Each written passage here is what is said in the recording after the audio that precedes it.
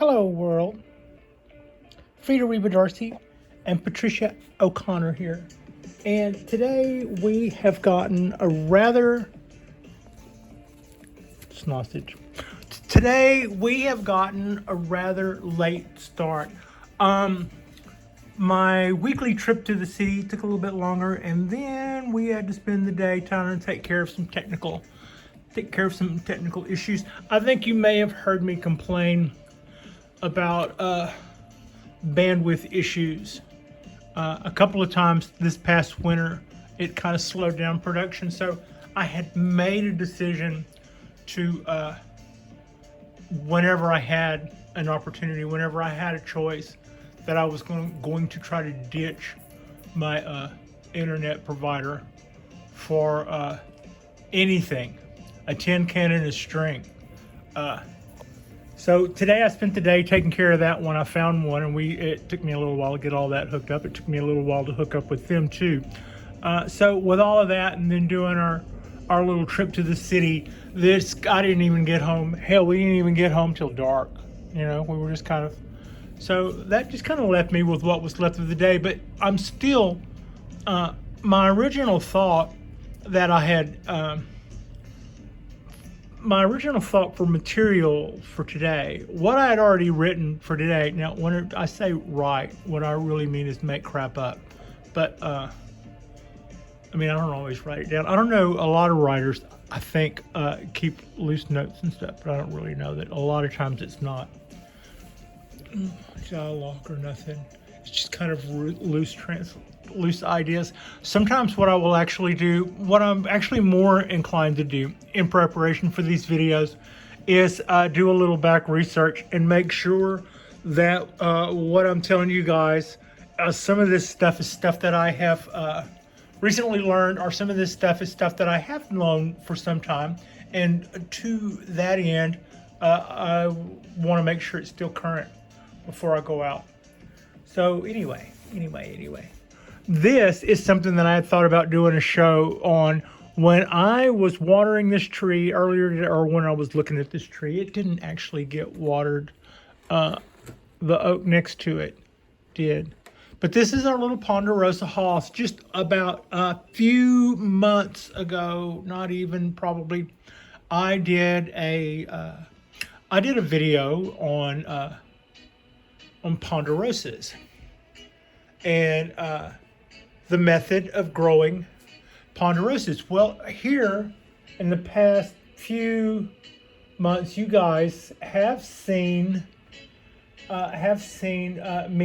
decandle a few pines and do some needle cleanup on some pines. And meanwhile, this one, I've been saying the whole time, what we do to our Ponderosas is different. Excuse me?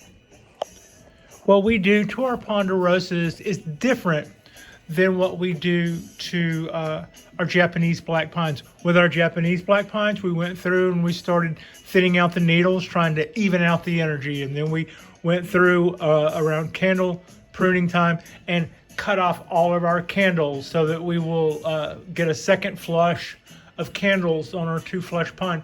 This Ponderosa is a single flush pine, and I have been, I think I did a fairly okay, or a fairly detailed explanation of how this differs from what we will be doing with the Japanese black pines. Whereas we thin that out, I did nothing to this but remove a couple of dead needles, and then whereas the Japanese black pine would have gone through the things that I told you about, but I would have been feeding that through part of the spring.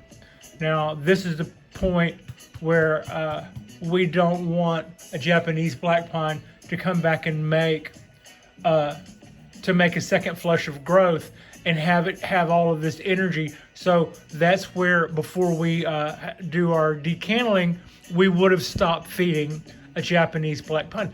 Not so with the Ponderosa. With the Ponderosa, I'm still feeding it. I've got a photograph. This is a picture from December. Let's see, Alameda, California, United States, December 2nd. And that pink sky shows kind of what we were looking like this past November. But that's kind of the way the tree looked at the time.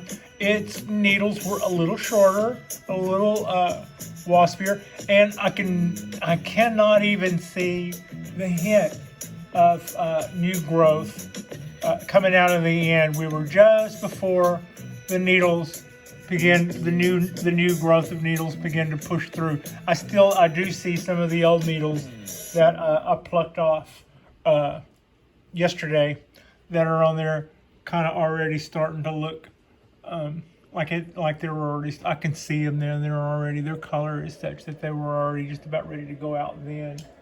But in contrast, what we have here is, you can see all of this area, for instance, has been added.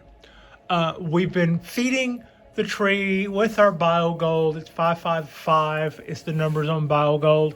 But we've been feeding the tree, and we've been watering the tree, and we've been giving the tree all the stuff that it could possibly want. And it is, as you can see, rewarding us with a higher needle count. And it's just starting, right? These guys will be a little bit longer than the ones before them. But this new needle count, coming up here, all this growth is just so pretty. It's also so pretty. But as this gets a little thicker and a little thicker, it might be prettier and prettier and prettier as it goes. But at some point, we're going to want to cut that back. But when we do cut that back, we'll cut it back at the right time of year then, and we will just be cutting back an end after we've gotten more growth. And the idea is that by feeding the tree, which we're still feeding it, you can see my little BioGold chunks there. Also, look at the trunk of this tree. It's got bark from top to bottom, and the limbs and branches are all barked over, and even more so, they have lichens on them and stuff. They're just really pretty. It's got some pretty good deadwood features. I really, really, really love this tree, and I really love how happy the tree is currently. It seems to be responding well, and the method that we're talking about is a method where we don't treat it like a white pine or something. Even we aren't taking anything off of this tree that isn't spent dead needles. Everything else is allowed to hang out. We do not prune the candles. We do not thin the needles to even out the energy. We just let it go. And we feed it and water it and give it everything it needs. And then that will increase the needle count, which it did. And that will increase the back buds, which it is doing, just absolutely doing. You can see the results for yourself. Now that those needles are not, even the ones that look fairly long, they're not through growing out yet. So the needles that we are looking at that are new are in the process of growing. They may grow longer than the needles were when I got it. So we're going to have more needles, and they're going to be longer. So how is that going to help us shorten the needles on this tree? The more needles we make, the more resources get divided that are finite. There's so many resources contained within how much roots can fit within that pot. And then when the needle count begins to exceed what last year's resources kind of ratio figured out to be, then what we'll have to give is the length of the needle count. It's the length of the needles. It will, when it has more needles and it goes to flush them back out again, it will not be able to make them as long as it did before, because now it has a third more needles than it did last time. And then when you have a full tree with these fuller, shorter needles, that is when, at the right time of year, after you've already gotten all the energy you can out of them, I will come back to what is then longer here and cut them back down to where we were. And meanwhile, the tree will have reaped the benefit of that the whole time. But anyway, when I was watering the trees today, just before I left from the city, I was looking down at this guy, and I could absolutely, even though this is the slowest, this one and its big sister are the slowest moving trees I have by a long margin. You have to really pay attention to almost tell that it's doing anything. But today when I was watering, I was like, hey, whoa, look at how much, you've noticed that it had little shoots coming out of it for a while. But what really hit me today is I'm still seeing the little shoots coming out, and the ones that I first noticed are already grown. It's kind of like turning around and seeing your kids growing up or something. You know, it's like, wow, how did that happen? It took you forever to grow, and now things seem to be going at a really nice accelerated pace. And that's the opposite of worrying about the health of this tree, because taking over the reins of somebody else's, to my way of thinking, very, very nicely finished show hen, after it had just spent a couple of weeks upside down in a box. That just made me a little nervous. So I'm glad to see that a year into this, or going on 2 years into this, we're starting to see some results that are the product of our watch, you know, kind of what we've done. So I won't be cutting any candles on this guy.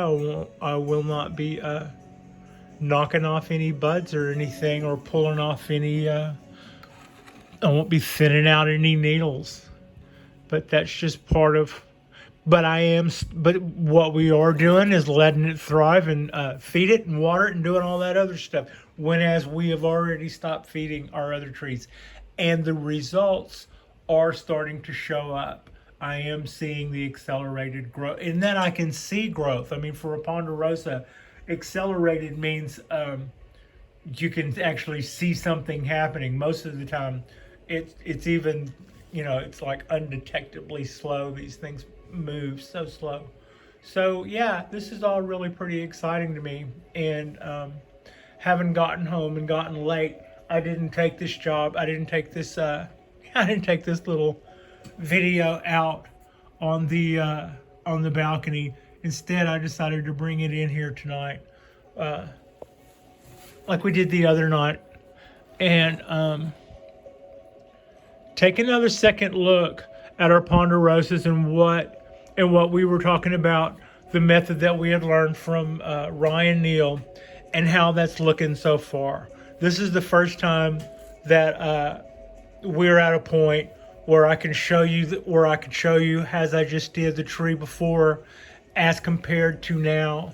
And so it's pretty exciting to me to see this method start, and to know that the tree won't be getting out of hand. This is something that I know going in what's going to happen, and I know what the end results are.